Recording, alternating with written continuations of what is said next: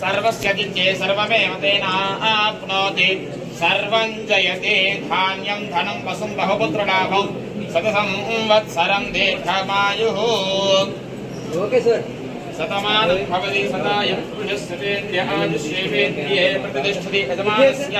राजकीयानुकूलता फलसिद्धिरस्तु जनाकर्षणानुग्रहयोगिता फलसिद्धिरस्तु।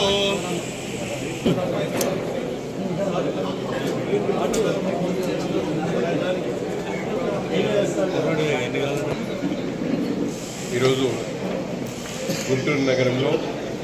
Doctor కొండా వెంకటేశ్వర్లు గారి ఆధ్వర్యంలో Shri Venkateswara ayurvedic clinic రాష్ట్రంలో ఎక్కడ లేనటువంటి విధంగా ఆయుర్వేదిక్ రంగంలోనే ఒక పెద్ద హాస్పిటల్గా 120 బెడ్లు కలిగినటువంటి హాస్పిటల్గా,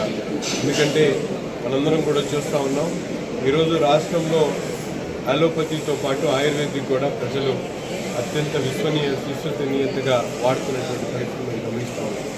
కానీ ప్రతి ఒక్కరికి కూడా అందుబాటులో లేకపోవడంతో కేరళ లాంటి రాష్ట్రాలకు వెళ్ళి ట్రీట్మెంట్స్ తీసుకుంటున్నటువంటి పరిస్థితులు ఉన్నాయి.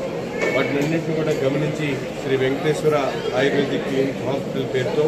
డాక్టర్ కొండా వెంకటేశ్వర గారు ఈరోజు గుంటూరు నగరంలో ఇంత పెద్ద హాస్పిటల్ని ఏర్పాటు చేసి, అంతేకాకుండా ఆయన ఎండి ఆయుర్వేదిక్ చేసి ఆయనతో పాటు టీంలో ఉన్నటువంటి 9 మంది డాక్టర్స్ కూడా ఎండి ఆయుర్వేదిక్లో